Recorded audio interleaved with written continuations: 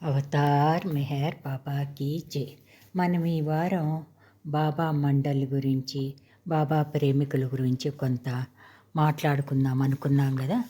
అయితే బాబూజీ అంటున్నారు కదా, బాబా తన మండలి వారిని నవ్వించారు, ఏడిపించారు, కడుపు నిండా భోజనం పెట్టారు, ఉపవాసాలు చేయించారు, సకల సదుపాయాలు కల్పించారు, ఎన్నో కష్టాలకు గురి చేశారు, విశాలమైన విలాసవంతమైన భవనాల్లో ఉంచారు, పూరి గుడిసెల్లో కూడా బస చేయించారు, ఖరీదైన దుస్తులు ఇచ్చారు, పకీరుల్లా ఉంచారు, వారితో ఆటలాడారు, కూలీలుగా పనిచేయించారు, చతురోక్తులతో మాట్లాడారు, భక్తితో ఆరాధనలు చేయించారు.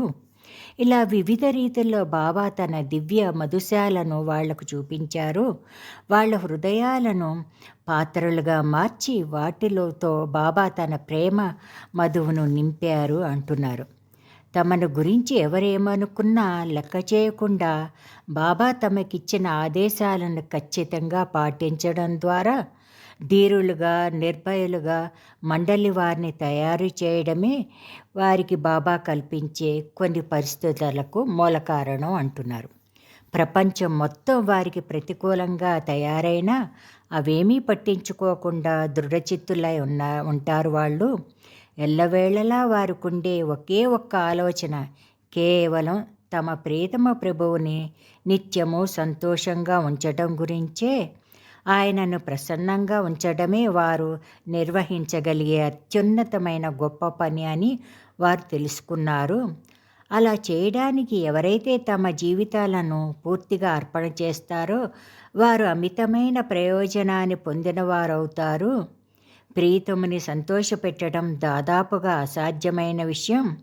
ఆత్మాహుతికి కూడా వెరువని ధీరోదాత్తులు మాత్రమే దానిని సాధించగలుగుతారు అంటూ ఆచార్యవరేణ్యుడైనటువంటి మెహర్ బాబా మండలికిచ్చే వినూత్న శిక్షణా క్రమంలో వాళ్ళకి ఇష్టమైన వాటి నుండి దూరం చేయడమే కాకుండా వారికి అవి అందజేసేవారు, దూరం చేయకుండా వారికి అవి అందజేసేవారు. కానీ వారు వాటిని వినియోగించడం, ఆనందించడం పట్ల విముఖతగా ఉండేలాగా ఆశించేవారని. ఇలా వారిలో ఉన్న అరిషట్ వర్గాలను వెలికి తీసి దండించవలసిన సమయంలో దండించారు, దూషించవలసి వచ్చినప్పుడు దూషించారు, లాలించారు, కవ్వించారు. వారిని తన పనిముట్లుగా మలుచుకోవటం ద్వారా వారిని ధూళిగా మలిచారు. ఇహలోక సంబంధమైన సుఖదుఖాలను లక్ష్యపెట్టకుండా వారు ఆ దివ్య మధువును గ్రోలి ప్రభువును సంతోషపెట్టడంలోనే నిజమైన పరమార్థం ఉందని గ్రహించారు మండలి వారు అని బాబూజీ చెప్తున్నారు. ఇక తన మండలి గురించి బాబా మాటల్లో మనం ఇందాం. ఇప్పుడు ఒకసారి ఒకళ్ళు, బాబా మీ సర్కిల్ అంటే మండలి అనడంలో మీ ఉద్దేశం ఏంటి అని బాబాని అడిగారు. అయితే అప్పుడు బాబా చెప్పారు కదా, నా సర్కిల్ అనగా నాతో గాఢమైన సంబంధం కలిగిన శిష్యులు. ఇప్పుడు వారు నాతో ఐక్యమై ఉన్నప్పటికీ కూడా ఆ ఎరుక వారికి లేదు. ఆ ఎరుక వారికి లేని సమయంలోనే నేను చేసే పని పూర్తయిన తరువాత వారు ఎరుకతో నాలో ఐక్యమై ఉన్న స్థితిని అనుభవిస్తారు. అది వారికి నాకు మధ్య ఉన్న ఒక తెర వంటిది. వారు నాతో ఏకమై ఉన్నారు, కానీ తెర వెనుక ఉన్నవారికి అది కనబడదు అని బాబా చెప్పారు. ఇక వేరే సందర్భంలో బాబా అంటున్నారు కదా తన మండలి గురించి, తన వద్ద మండలిగా ఏర్పడిన వారు నిజమైన కార్యకర్తలని, అంతేకాక తన మండలి సభ్యుల గుణగణాల గురించి ఎవరికీ తెలియకపోయినా, ఎవరూ ప్రచారం చేయకపోయినా, ప్రాపంచిక సంపదలను త్యజించిన వారి త్యాగనిరతి, వారి నిస్వార్థ సేవ, బాబా మార్గదర్శకత్వంలో వివిధ రంగాల్లో వారు నిర్వహించే కార్యకలాపాలు ఎంతో శ్లాఘమైనవని అంటున్నారు. మార్చి 29వ తారీఖు 1938లో బాబా తన మండలి సభ్యులను తయారు చేసే తన కార్య విధానాన్ని గురించి పాశ్చాత్య ప్రేమికులకు వివరించడం జరిగింది. బాబా అంటున్నారు, ప్రజానాయకులు ప్రజావేదికపై తాము చేస్తున్న సేవ గురించి గొప్పగా ప్రసంగిస్తుంటారు, ఎన్నో అభినందనలు అందుకుంటారు. జనం వారిని మెచ్చుకుంటూ ఉంటారు, పత్రికలు ప్రశంసిస్తూ ఉంటాయి. అయితే వారిలోని చాలామంది తమ బలహీనతలను, దుర్గుణాలను ప్రజల మధ్య తమకున్న కీర్తి ప్రతిష్టల మరుగున కనబడకుండా త్రొక్కి పాతిపెడతారు. ఎప్పుడూ ఊదరగొట్టే ఇటువంటి ప్రచారకులతో పోల్చి చూసినప్పుడు నా మండలి వారు రత్నాల వంటి వాళ్ళు, మణిమాణిక్యాలు వారు. వారిలో చాలామంది శారీరక బాధలే కాక మానసికంగా కూడా ఎప్పుడూ బాధలను అనుభవిస్తూ ఉంటారు. మానసిక వేదన చాలా ఘోరమైంది సుమా అంటూ, వారు కూడా మానవులే కదా, వారికి ఒక మనసు ఉంటుంది కదా, వారు మానవులుగా అపరిపూర్ణులుగా ఉన్నంతకాలం వారితో పాటు మనస్సు, దానిలోని బలహీనతలు ఉంటాయి కదా. అలాగే వారిలో కూడా కామానికి చెందిన అనేకమైన ఆలోచనలు ఉంటాయి కదా. వారిని అరికట్టేందుకు ప్రతీకారంతో ప్రతిస్పందించడం సహజం. తమకిష్టమైన రీతిలో చరించే స్వేచ్ఛ వారిలో లేనందున మరియు తమలో తలెత్తిన ఈ ఆలోచనలను కార్యరూపంలో పెట్టకూడదనే ఆదేశం కారణంగా వారిలో నిరంతరం సంఘర్షణ జరుగుతుంటుంది. అయినప్పటికీ కూడా వారంతా నాకు విధేయులుగా ఉండడానికే ప్రయత్నిస్తుంటారు. జీవితంలోని యవ్వన దశలో ఈ కామ ప్రకోపాల ఒత్తిడిలో బాగా అనుభవించవలసిన సమయాల్లో కూడా వారు నా కొరకు అన్నీ వదిలి నా ఆజ్ఞలను పాలించడానికే ప్రయత్నిస్తూ ఉంటారు. వారి జీవితమంతా గత కొన్ని సంవత్సరాలుగా నా సేవలో ఖచ్చితమైన నా ఆదేశానుసారం నా సన్నిధిలో కఠోర నియమాలతో, ఇంద్రియ నిగ్రహంతో గడుపుతున్నా కూడా వారి భవిష్యత్తు పట్ల మాత్రం వారి ఆలోచనలన్నీ శూన్యంగానే ఉంటాయి. తమ భవిష్యత్తును వారు అనేక సంవత్సరాల ముందే ప్రభువు చేతిలో పెట్టేశారు. ఆయన ఏది చెప్పినా అది వారి శుభం కొరకేనని, ఆ ప్రభువు ఇచ్చే మాట అభయమే వారికి సర్వస్వం, ఇంకేది వారికి తెలియదు. తమకు కలిగే ప్రాపంచిక ప్రయోజనం దృష్ట్యా చూస్తే గనక వారికి పూర్తిగా నిరాశే తప్ప మరింకేమీ మిగలదు. అయినా కూడా వారింకనూ మొదట నేనిచ్చిన వాగ్దానానికే, అనగా వారికి గొప్ప ఆధ్యాత్మిక లాభం చేకూరుతుందనే నా మాటకు కట్టుబడి ప్రస్తుతం వారు దాని గురించిన ఇసుమంత జ్ఞానం కూడా లేదు. అయినా కూడా వారు నన్నే అంటిపెట్టుకుని ఉంటారు అని బాబా వివరించడం జరిగింది. బాబా వేరే సందర్భంలో కూడా ఈ విధంగా చెప్పడం జరిగింది. నేను ప్రపంచంలో మిగిలిన వారితో ఉన్నట్టుగా మండలి వారి పట్ల సౌమ్యంగా ప్రవర్తించను సుమా. ప్రపంచం మొత్తానికి నా ప్రేమను పంచేస్తాను. కానీ నా మండలి వారు నా రెండవ పార్శ్వం, అనగా నా కఠినత్వాన్ని కూడా ఎదుర్కోవాలి వాళ్ళు. నేను నా మండలి వారి వద్ద నుండి అన్నిటినీ ఆశిస్తాను, కానీ నా మండలి వారు మాత్రం నా దగ్గర నుండి దేనిని ఆశించరు అని కూడా చెప్పడం జరిగింది. బాబా ఇట్లా అంటున్నారు, నన్ను సంతోషపెట్టడం కోసం వారి సంతోషాలన్నీ త్యాగం చేశారు. వాళ్ళ పనులన్నీ నా ఇచ్చ ప్రకారం చేస్తున్నారు. ఇంతకన్నా గొప్పదైన లేక సరితూగగలిగిన తపస్సు కానీ సాధన కానీ ఇంకేమైనా ఉందా అని అంటం కూడా జరిగింది. అయితే ప్రత్యేకంగా ఎన్నుకున్న వారిలో 24 మంది మహోన్నతమైనటువంటి ఆ అనుభవాన్ని పొందే సమయం చాలా దగ్గరగా ఉంది అని అప్పట్లో అంటారు బాబా. మండలిలో కొంతమంది ఇతర సభ్యులు కూడా వీరితో పాటు ఇదే అనుభవాన్ని పొందుతారని కూడా అన్నారు బాబా. ఇక బాబా మండలిలో ఉన్న వారిని ఒక్కొక్కరి గురించి బాబా చెప్పిన మాటలు చెప్పుకోవాల్సి ఉంటుంది. దాంట్లో ముందుగా మనం చెప్పుకోవాల్సింది మెహరా గురించి. మనందరికీ ప్రీతముడైనటువంటి బాబాకు నా ఊపిరే మెహరా అని బాబా అనడం జరిగింది.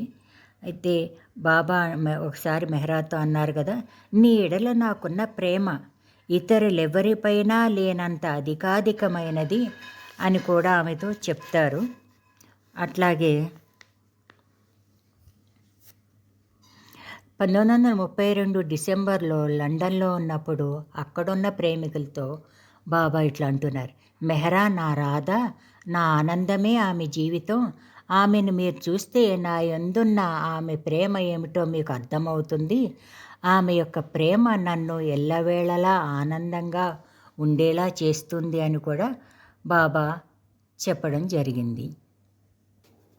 ఇక 1945 సంవత్సరంలో తన మండలి గురించి మాట్లాడుతూ బాబా ఏమంటున్నాడంటే, నా మండలి సభ్యులు ఏం చేస్తున్నారు? జపం చేయడం లేదు, తపము చేయట్లేదు, ఎటువంటి యోగ సాధన చేయట్లేదు. వారి జీవితాలను నాకు అంకితం చేసి ఎప్పటి నుండో నన్నే అంటిపెట్టుకున్నారు. వారు చేసే దాంట్లో లేశమాత్రమైన యోగులు చేయలేరు అంటూ దీనికి సంబంధించిన ప్రధానమైన విషయం ఏంటంటే, నా ఆదేశాలకు విధేయులై నా విశ్వ కార్యక్రమంలో సాయపడటమే కాదు, నా మండలి నాకు వ్యక్తిగతమైన సేవలు, ప్రత్యేకమైన సహాయము చేస్తున్నారు. నా ఆత్మ సాక్షాత్కారానికి ముందు నేను నా గురువుకి కూడా వీరిలా సేవ చేయగలిగి ఉండేవాడిని కాదని ఖచ్చితంగా చెప్పగలను అంటున్నారు బాబా. ఇక బాబా అంటున్నారుగా, నా మండలిలో ఉన్నవారంతా తెలివిమాలిన వాళ్ళు కాదు. ఒకరో ఇద్దరు అంత మేధావులు కాకపోవచ్చు.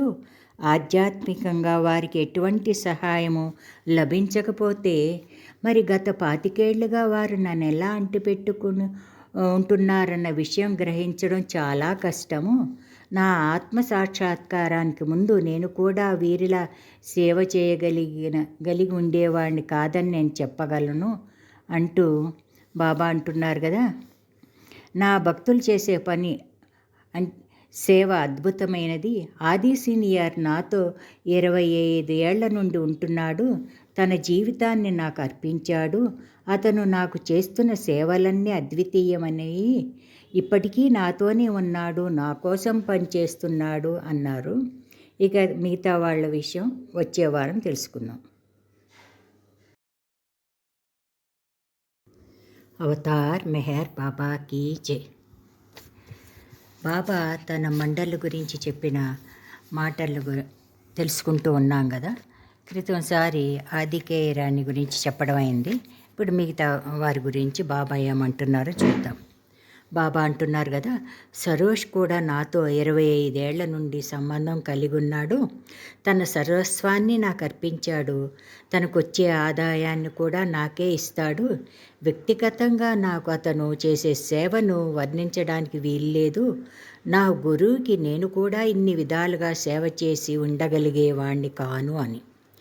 ఇకపోతే మెహరాబాద్కున్న 4 మూలస్తంభాల్లో వారైనటువంటి పెండు, పాద్రి, విష్ణు, ఆది సీనియర్ కదా, ఈ ముగ్గురు గురించి కూడా బాబా అంటున్నారు కదా. ఈ 3 స్తంభాల వంటి వారు ఏ కోరిక లేకుండా పనిచేస్తున్నారు.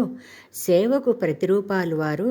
గత 25 ఏళ్లుగా వారు మహోన్నతమైన సేవ చేశారు. ఉదాహరణకి పాద్రికి ఒక్క ఆధ్యాత్మిక విషయాన్నన్నా తెలుసుకుందామన్న కోరిక లేదు. అతను కోరేది, అతను ఆలోచించేది అంతా నా కోసం పనిచేద్దామనే అని చెప్పారు. విష్ణు చేసే సేవల గురించి చెప్పలేం. తన శరీరం గురించి ఆలోచించకుండా భౌతికంగా ఎంతో ఇబ్బందికరమైన పరిస్థితుల్లో కూడా విష్ణు పనిచేస్తూ ఉండడం ఇక్కడ ఉన్న వాళ్ళు ఎంతోమంది చేశారు. చాలా నిస్వార్థ సేవ. ఎట్టి తపస్సు కానీ జపం కానీ దానికి సరితూగవు అంటున్నారు. ఇక నీళ్ళు విషయానికి వస్తే బాబా అంటున్నారు కదా, మెహరాబాద్ కొండపైనున్న శ్రీమండల ఆరోగ్యం, వాళ్ళ యోగక్షేమాలు బాధ్యత నేను మెహరాబాద్లో ఉన్నా లేకున్నా నీళ్ళు చూసుకుంటూ ఉంటాడు. ఈ విధంగా నా విశ్వకార్యంలో నీళ్ళు మహత్తరమైన సహాయం అందించాడు అని కూడా బాబా అన్నారు. ఇక సావత్వత్వాలు తన జీవితాన్ని పూర్తిగా నాకే అంకితం చేసుకున్నాడు. అతని సేవ అపురూపం. ఈ సేవతో ఏ యోగాన్ని కానీ ధ్యానాన్ని కానీ సరిపోల్చలేమంటున్నారు. ఇక కాలేమామ ఆరాటంతో కూడిన ప్రశాంతకు మరో రూపం. ఆయన 100కి 100 పాళ్ళు విశ్వాసంతో ఏళ్ల తరబడి నన్ను అంటి పెట్టుకుని ఉండడం నిజంగా నేను కూడా ఆచరించలేని గొప్ప యోగం అంటున్నారు. ఇక తన సోదరుడు అన్నాసాహెబ్ నా పనికి కావలసిన ఖర్చుల కోసం సినిమా హాల్లో కూడా పనిచేస్తాడు. నా పని కోసం ఖర్చు చేస్తున్న డబ్బంతా నా శిష్యుల నుంచే వచ్చింది కదా అని అన్నారు బాబా. సెయిలర్ అంటే కోడు నాతో చిన్నప్పటి నుండి ఉన్నాడు. అతనిలో 1000 రూపాయలున్నా నాపై అతనికున్న విశ్వాసం, ప్రేమతో పోలిస్తే ఆ లోపాలు లెక్కలేనివి అని. గుస్తాజీ నా స్నేహితుడు. 4వ భూమికలోని మహాయోగికి కూడా గుస్తాజీకున్న సహనం లేదు. మౌనం పాటించడం, చదవడం, రాయడం అనే ప్రక్రియను గ్రహించడం, అకర్మణుడిగా జీవించడం వంటి గొప్ప యోగాన్ని నేను కూడా చేయగలిగి ఉండేవాణ్ణి కాదు అంటున్నారు. ఇక డాకే 13 ఏళ్ల నుండి నాతో ఉంటున్నాడు. అతడు ఒక తెలివైన లాయరు. నా నుండి ఎటువంటి తాత్కాలికమైన లాభాన్ని అందుకోవటం లేదు అతను అని చెప్తున్నారు. ఇక ఇతరుల మంచి లక్షణాల గురించి చెప్తూ అశ్రువులను రాలుస్తాడు గాడేకర్. అతనొక చిరునవ్వు చిందించే బుద్ధుడు మరియు అమాయక భక్తుడు. ఎన్నో కష్టాలు, ఇక్కట్లు పడ్డాడు. ఇన్నాళ్ళు నా సేవ చేస్తూనే ఉన్నాడు అని. ఇకపోతే ఈ గాడేకర్ చనిపోయినప్పుడు బాబా అంటారు, గాడేకర్ మళ్ళీ నన్ను చేరుకున్నాడు. మళ్ళీ 700 సంవత్సరాలకి నేను వచ్చినప్పుడు మాత్రమే అతను వస్తాడు అని. ఇక పండోబా గురించి చెప్తూ ఆయనకి పిల్లలు ఎక్కువ. ఎప్పుడూ నన్ను ఒక్క పైసా కూడా అడగలేదు. కానీ నా పనిలో ఎప్పుడూ సహాయపడుతూనే ఉంటాడు. అతని సేవలతో పోలిస్తే జపతపాదులన్నీ కూడా కొరగానివే అని బాబా చెప్పడం జరిగింది. ఇంకా హోర్ముష్ జీజీ, షాపూర్జీ భటానా అతని గురించి చెప్తూ నా నమ్మకాన్ని వమ్ము చేయని వ్యక్తి అతను అని బాబా చెప్పారు. ఇక నా ప్రియమైన మెజిస్ట్రేట్ జాల్ కేరేవాలా డాంకెళ్ళ ప్రగాఢమైన ప్రేమ, నా యందు వారికున్న అచంచల విశ్వాసం, నా కోసం చేసేవారి సాటిలేని సేవలు పొగడ్తలకు అందనివి. డాన్ సంపన్న కుటుంబం నుండి వచ్చాడు.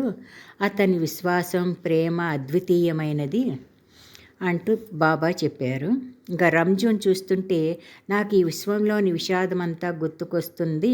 విశ్వవ్యాప్తకమైనటువంటి బాధలను నేను భరించడం వల్ల నేను అనంతమైన రీతిలో బాధపడుతుంటాను. కానీ నేను పొందే అనంతమైన ఆనందంతో ఆ అనంతమైన దుఃఖం సరితూగి మాయమవుతుంటుంది. కాకపోతే రంజు విషయంలో మాత్రం అతనికి ఎప్పుడూ దుఃఖమే మిగిలింది. తన మొత్తం జీవితాన్ని నాకు అర్పించాడు. నా విశ్వకార్యంలో అతడు అందించిన సహాయం ఎంతో గణనీయమైంది అని. ఇంకా సదాశివ్ పటేల్ ఇతడు నా కుడి భుజం లాంటివాడు అని బాబా అన్నారు. ఇంకా బైదుల్ మస్తులకు సర్దారు. మస్తు కార్యక్రమాల్లో అందరికన్నా ముందుంటాడు. వ్యక్తిగతంగా అతడు నాకు చేసే సేవలు నిరుపమానమైనవి అని. ఇంకా కాకా భార్య, కాకా చేసినట్లు ఎవ్వరూ నాకు వ్యక్తిగత సేవలు అందించలేదు. ఈ విషయంలో అతని సేవ సాటి లేనిది.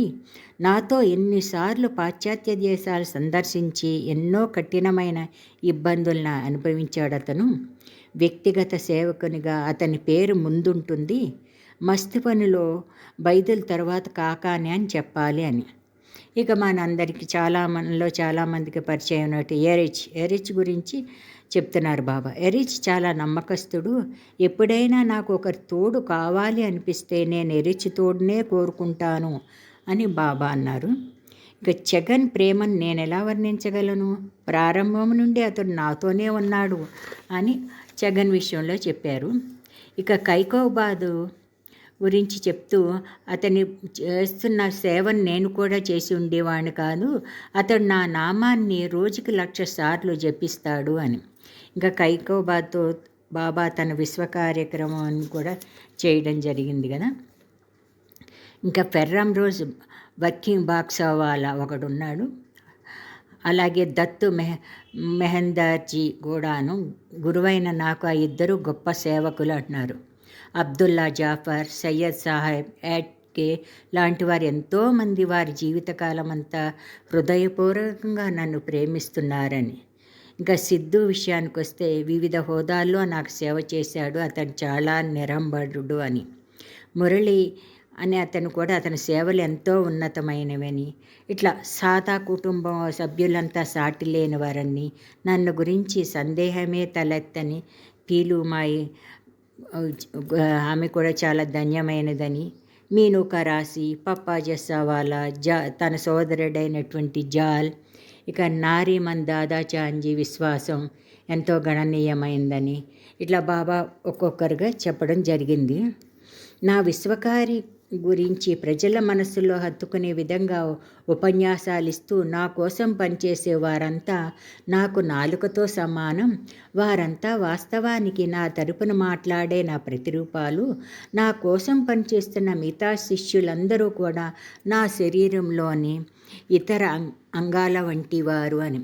ఇట్లా ఒక్కరా ఇద్దరా ఎంతోమంది ప్రేమికులు తన వారి జీవితాన్ని బాబాకు అర్పించి బాబాకు అనుగుణంగా జీవితం గడుపుతూ ఆయన సత్యప్రేమ సందేశాలని ఆ రోజుల్లో రవాణా సౌకర్యం సరిగా లేకపోయినా, వాళ్ళ ఆర్థిక పరిస్థితి సరిగా లేకపోయినా కూడా ఎన్నో వ్యయ ప్రయాసాలు కోర్చి ఆయన సత్యప్రేమ సందేశాలని వ్యాప్తి చేసి ఆయనకి ప్రేమకు పాత్ర అయ్యారు. ఇదంతా ఒక ఎత్తు అయితే, కొంతమంది బాబా ప్రేమికుల కుటుంబాల్లో వారికి ప్రియమైన వారిని పోగొట్టుకున్నప్పుడు కూడా, చిన్న వయసులో వాళ్ళు ప్రియమైన వారిని పోగొట్టుకున్నప్పుడు కూడా బాబా ఎడల అత్యంత విశ్వాసం కలిగి బాబాకు విధేయులైన వారు కూడా ఎంతోమంది ఉన్నారు. ఇంకెంతోమంది గురించి బాబా ఎన్నో విషయాలు చెప్పారు. మనకి ఈ టైం లిమిట్ అనేది ఒకటి ఉంది కాబట్టి నేను ఇక్కడితో ఆపుతున్నాను. అయితే బాబా తన ప్రేమికుల ప్రేమకు దాసునని చెప్పారు కదా, దానికి చిహ్నంగానే బాబా మెమోరియల్ టవర్లో తన కోసం తమ జీవితాలను అంకితం చేసిన వారి పేర్లను రాయించి దాని మీద అమర్చడం కూడా జరిగింది. ఇదంతా భావితరాలకి స్ఫూర్తిదాయకమైన వాళ్ళు నిస్వార్థంగా సేవ చేశారని, ఎటువంటి ప్రతిష్టని వాళ్ళు దేనిని ఆశించలేదని కూడా బాబా మెమోరియల్ టవర్ శంకుస్థాపనప్పుడు బాబా సుదీర్ఘమైనటువంటి ప్రవచనం కూడా ఇవ్వడం జరిగింది. అప్పుడు ఇచ్చినటువంటి ప్రవచనలో కొంత భాగం ఇప్పుడు చూద్దాము. గతించిన నా భక్తుల స్మారకార్థం ఈ స్థలంలో నెలకొల్పబడే స్మారక స్తూపం తరువాతి తరాల వారికి స్ఫూర్తిని, శక్తిని అందించే స్థావరమై అలరారుతుంది. వారి ఈ జ్ఞాపకాన్ని వారి కోసమే పరిరక్షించడం లేదు, పేరు ప్రఖ్యాతుల కోసం వారిలో లేసమాత్రమైన కోరిక కూడా లేదు. ప్రస్తుతం జీవించి ఉన్న వారికి, ఇక ముందు రాబోయే వారికి నా భక్తుల జీవితం ఒక ఉదాహరణగా నిలిచేందుకు వారి స్ఫూర్తిని శాశ్వతపరచడం జరిగింది. త్యాగమయ జీవితం ఎన్నటికీ కనుమరుగవదు. త్యాగమయ జీవితం తనకు తానుగా సుందరము, సుసంపన్నమే కాకుండా తను తరువాత వచ్చే వారికి అందరికీ అందించే స్ఫూర్తిలో కూడా మహోన్నతమైనదని ఆ రోజు బాబా చెప్పారు. వారంతా శాశ్వతంగా నావారే, వారందరికీ నా ఆశీస్సులు అని చెప్పడం జరిగింది. ఈ కార్యక్రమం జరుగుతుండగా కూడా బాబా ముఖం నుండి దివ్యానందం నలుదిశలా వెలుగులా విరజిమ్మిందట.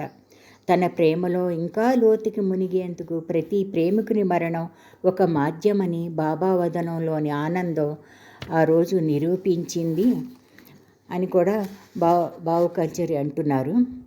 నిర్మాణానంతరం ఆ స్మారక స్తూపం మతాలన్నీ ఒక్కటే అని, తేడాలన్నీ భ్రాంతిమయమని ప్రపంచానికి తెలిపే నిరంతర జ్ఞాపికగా అలరారుతుంది అని కూడా బావూజీ చెప్పడం జరిగింది.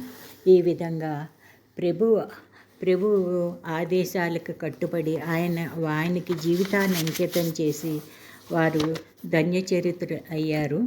మనందరికి కూడా ఆదర్శమూర్తులు. అవతార్ మెహర్ బాబాకి జై. వచ్చే వారం ముగింపుగా మరికొన్ని విషయాలని బాబా మాటల్ని తెలుసుకుందాం. అవతార్ మెహర్ బాబాకి జై.